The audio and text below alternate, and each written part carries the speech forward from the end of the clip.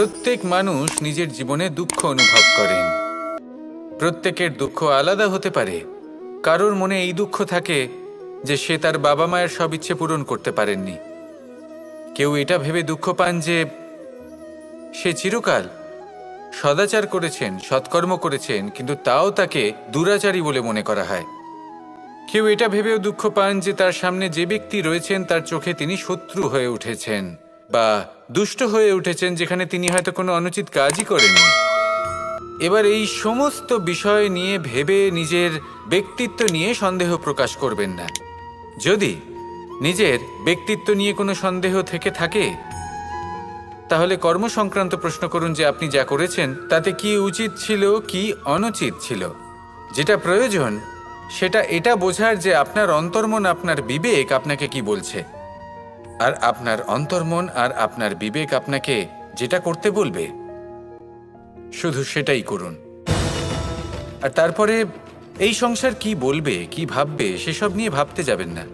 কারণ এই সংসার তো ঈশ্বরকেও প্রশ্ন করে থাকে, ঈশ্বরকেও দোষী মনে করে। কখনো কখনো যখন কোনো ঘটনা মানুষের ইচ্ছা অনুযায়ী ঘটে না, তখন মানুষ এটা বলে যে হে ঈশ্বর, আপনি আমার পাশে থাকলেন না, আপনি বড়ই কঠোর, এটা আপনার দোষ। যেখানে বেশিরভাগ সময় হয়তো সে নিজেই নিজের কর্মফল ভোগ করছে। আর কখনো কখনো ঈশ্বর হয়তো তার জন্য আরো ভালো কোনো পরিকল্পনা করে রেখেছেন, কিন্তু মানুষ সেটা বুঝতে পারে না।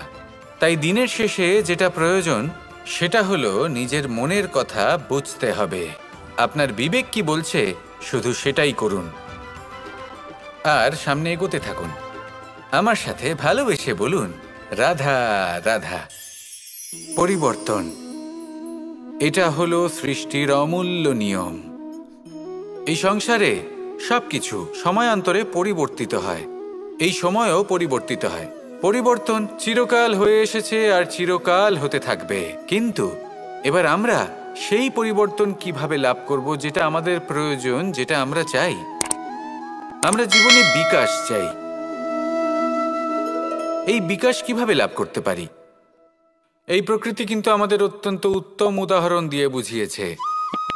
একটি বিন্দুর উদাহরণ দিয়েছে যা ভবিষ্যতে একটা বিশাল নদীর আকার ধারণ করে। এটা কিভাবে হয়? মেঘ থেকে একটি বিন্দু ঝরে পড়ে সেই পর্বতের ওপর যেখানে হিম আছে। সেই হিমের সংস্পর্শে আসা মাত্র সেই বিন্দুর সাথে আরও বেশ কিছু বিন্দু যুক্ত হয়।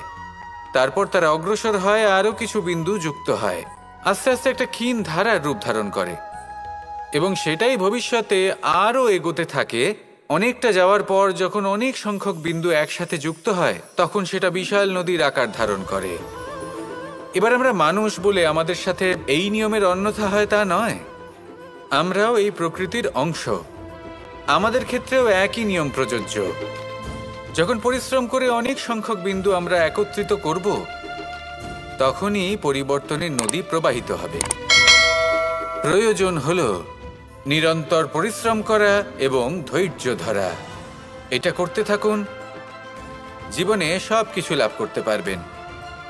কারণ প্রকৃতি আমাদের এটাই শিখিয়েছে, আর আমরা এই ব্রহ্মরই একটি অংশ, যার দ্বারা এই ব্রহ্মাণ্ড নির্মিত। আসুন আমার সাথে ভালোবেসে বলুন, রাধা রাধা। কখনো এই প্রকৃতির দিকে তাকিয়ে থাকবেন। এই প্রকৃতি অনেক ধরনের শিক্ষা দেয়। কোনো একটা গাছকে দেখুন কিভাবে সে মাটি থেকে জল শুষে নেয়। সে ঝড় হোক বা হোক কড়া রোদ সব সহ্য করে, এবং অবশেষে সে ফল ধারণ করে। আর সেই ফল উৎপন্ন করার পরে সে ফল কিন্তু সে নিজে গ্রহণ করে না, এই সংসারকে প্রদান করে, যাতে পশু পাখি মানুষ তারা এই ফল গ্রহণ করে শক্তিশালী হয়ে উঠতে পারে, সুস্থ থাকতে পারে। সেভাবেই নদী, সরোবর এরা নিজেরাও কিন্তু নিজেদের জল গ্রহণ করে না, মাটিকে প্রদান করে, পশু পাখিকে প্রদান করে। সূর্য নিজেও নিজের জন্য প্রজ্বলিত হয় না, সে প্রকাশ ছড়িয়ে দিতে চায় আমাদের সবার কাছে, সে আলো পৌঁছে দিতে চায়। এই প্রত্যেকের কর্মে পরমার্থ নিহিত আছে, আর সেই জন্যই এদের সকলকে পুজো করা হয়। তাই মনে রাখবেন, আপনার কাছে জীবন যাপনের অতিরিক্ত যা কিছুই আছে তা পরমার্থের জন্য। তাহলে তার সদ্ব্যবহার করুন আর আমার সাথে ভালোবেসে বলুন, রাধা রাধা।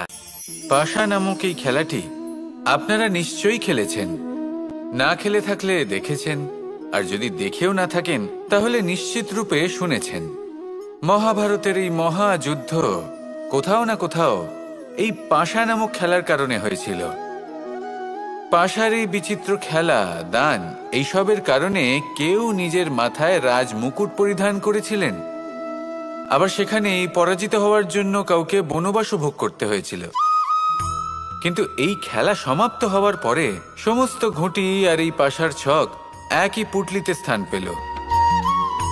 এটাই হলো আমাদের জীবন। এই সংসারে আমরা জয় পরাজয়ের বিষয়ে এতটাই ভাবি, এত চিন্তা করি যে এই জীবনের খেলার আনন্দটাই উপভোগ করতে পারি না। আর অবশেষে কি হয়? কেউ জয়ী হন, কেউ পরাজিত হন, কিন্তু দুজনেই একই স্থানে পৌঁছে যান। প্রত্যেক ব্যক্তি মৃত্যুর পরে একটি নির্দিষ্ট স্থানেই পৌঁছতে বাধ্য, কিন্তু ততক্ষণ এই জীবন, এই খেলা, তার আনন্দ উপভোগ করুন। এই সংসারে সেই ব্যক্তি শ্রেষ্ঠ স্থানে পৌঁছতে পেরেছেন যিনি এই সংসারকে প্রকাশ প্রদান করেছেন, যিনি কখনো জয় পরাজয় এ বিষয়ে ভাবেননি, শুধু এই জীবনের খেলার আনন্দ উপভোগ করেছেন। এটাই আপনিও করুন আর আমার সাথে ভালোবেসে বলুন, রাধা রাধা। আমরা সকলে সামাজিক জীব। মানুষের সাথে দেখা সাক্ষাৎ করা এটা চিরকালই চলতে থাকে। আমরা কখনো কাউকে উপহার দিই, আবার কখনো কেউ আমাদের উপহার দেয়। কখনো কি এমন হয়েছে যে আপনি কাউকে একটা উপহার দিয়েছেন, কিছু সময় পরে বা কিছু মাস পরে সেই উপহারই ঘুরে ফিরে আপনার কাছেই এসেছে, অর্থাৎ সেই বস্তুটাই আপনার কাছে আবার ফিরে এলো? এরকম হয়। ছেলেবেলায় একদিন একজনের বিবাহ ছিল, তখন মা তাকে একটা উপহার দিতে চাইছিলেন। তাই তিনি একটা পোশাক বানালেন আর সেটাকে সুসজ্জিত করছিলেন। আমি দেখলাম আর জিজ্ঞেস করলাম যে, মা, এই পোশাক এত সুসজ্জিত করার কি আছে? তখন মা বললেন যে, কানাই, কখনো কাউকে এমনই উপহার দেবে, এমন প্রকারে দেবে যে সেটা যদি আবার ঘুরে ফিরে তোমার কাছে ফিরে আসে তাহলে যেন তোমার খারাপ না লাগে। এটাই কিন্তু হয় আমাদের ব্যবহারের সাথে, কর্মের সাথেও এবং আমাদের কথার সাথেও। তেমনই আচরণ করবেন যে আচরণ আপনি সহ্য করতে পারবেন। যদি মুখ থেকে কটু কথা বেরোতে থাকে তখন নিজেকে সংযত করে নিন। সেই শব্দই প্রয়োগ করুন যেটা আপনি তার বদলে শুনতে চাইবেন এবং আপনার দুঃখও হবে না। কারণ আপনার কর্ম এমন একটা উপহার যেটা আবার ঘুরে ফিরে ফলস্বরূপ আপনার কাছেই আসবে। সেই জন্য নিজের আচরণ শুভ করুন, নিজের মানসিকতা শুভ করুন, নিজের মুখ থেকে মধুর বাণী নিঃসৃত করুন আর এইভাবেই মধুরভাবে বলুন, রাধা রাধা।